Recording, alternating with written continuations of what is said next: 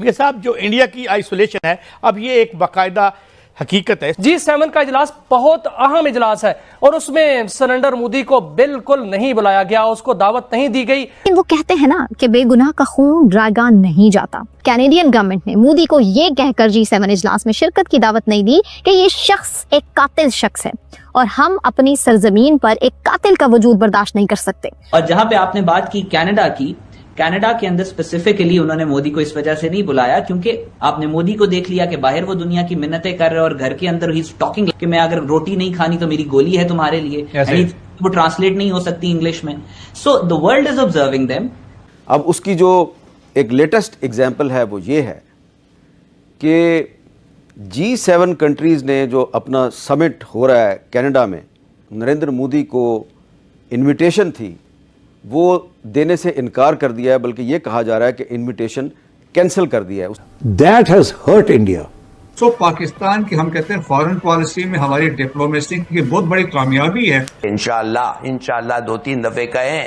G7 countries کی آپ نے بات کی تو میرا خیال ہے بہت بڑی ہیوملیشن ہے یہ بات. اس کے اوپر جی کئی لوگ جو ہیں وہ بھارت سے بھی جشن منا رہے تھے اور پاکستان میں بھی بہت خوشی منائی گئی تھی. ذرا سنیے گا. ایک اور بڑی خبر ہے، بھارت کو G7 سمٹ کا نیوتا ملا اور کینیڈا کے پی ایم نے خود فون کر کے نریندر مودی کو بلایا گیا ٹو کینیڈا کیونکہ پرائم منسٹر مارک کارنی نے ان کو دعوت دی ہے G7 جو مڈ جون میں ہونے جا رہا ہے اس سمٹ میں شرکت کی، اور پرائم منسٹر نریندر مودی نے اس انویٹیشن کو ایکسیپٹ کیا ہے. اور یہ بہت بڑی بریکنگ نیوز ہے کہ پرائم منسٹر نریندر مودی آ رہے ہیں کینیڈا.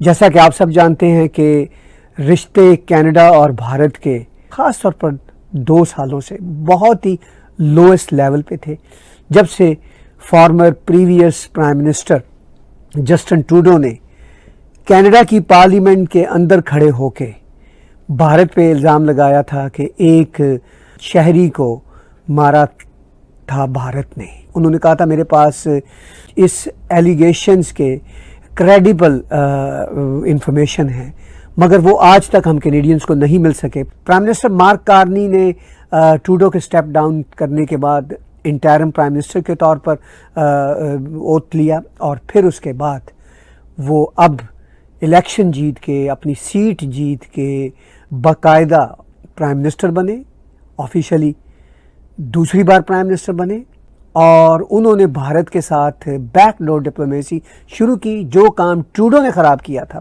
لگتا ہے کہ اب ری سیٹ کی طرف جا رہا ہے. ایک شخص کا چہرہ بدل جانے سے، یعنی پرائم منسٹر کا چہرہ بدل جانے سے معاملات ری سیٹ کی طرف جا رہے ہیں. اور یہ بہت بڑی خبر ہے، بریکنگ نیوز ہے، کیونکہ کینیڈا کو بہت سارے چیلنجز اس وقت امریکہ سے فیس کرنا پڑ رہے ہیں.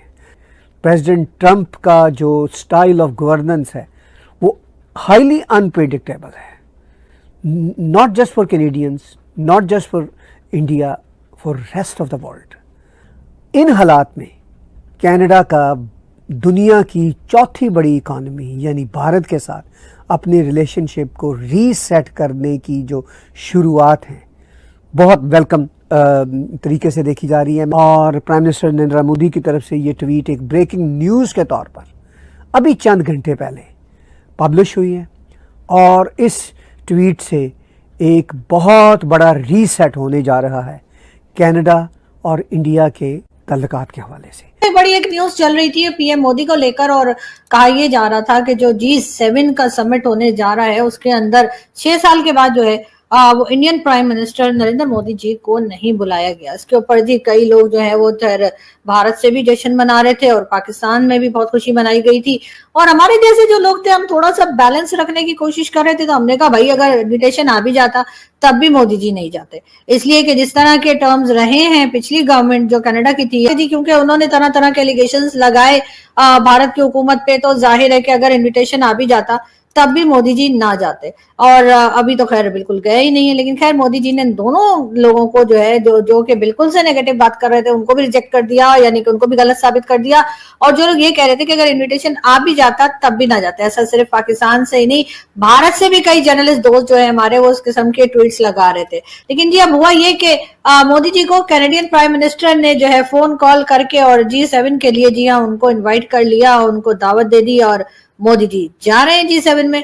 जी हाँ, पहले तो यही कहा जा रहा था कि मोदी जी नहीं जाएंगे और कनाडा से नहीं कहा गया, और कई तरह की जो आप लोग समझते हैं मीम वगैरह बनते हैं सोशल मीडिया पर वो बनाए जा रहे थे। उसके साथ साथ ये भी कहा जा रहा था कि नहीं जाएंगे, अगर इन्विटेशन आ भी गया तब भी नहीं जाएंगे। हालांकि ऐसा बहुत कम होता है, इसलिए कि मोदी जी तो पाकिस्तान भी आ गए थे बिना इन्विटेशन के, आप लोग तो जानते ही। हम तो अभी तक बता बता के हमारे गले सूख गए नवासी की शादी में, लेकिन मोदी जी आए थे, बिरयानी भी खाई थी, साड़ी भी देकर गए थे, और साड़ी के बाद उन्होंने ऑपरेशन सिंदूर भी कर दिया। तो अब कहा ये जा रहा था कि जी कनाडा नहीं जाएंगे, एक तरह का समझे ट्रोलिंग चल रही थी वहां पर भारत की, और भारत के अपने अंदर से भी कई लोग जो है वो कुछ इसी किस्म की बातें कर रहे थे कि हाँ जी अब तो कोई बुला नहीं रहा है और इनविटेशन नहीं आ रहे। तो अब यकीनन वो तमाम लोग जो है अब ये सोच रहे होंगे कि अब क्या करें, इसलिए कि जी अब जो है वो ना सिर्फ ये कि कैनेडियन प्राइम मिनिस्टर ने जो है वो मोदी जी को इनविटेशन दे दिया है, बल्कि ये कि फोन कॉल करके इनवाइट किया ताकि मोदी जी ये ना कहें कि कोरियर वाला जो था वो कार्ड कहीं और डाल के चला गया,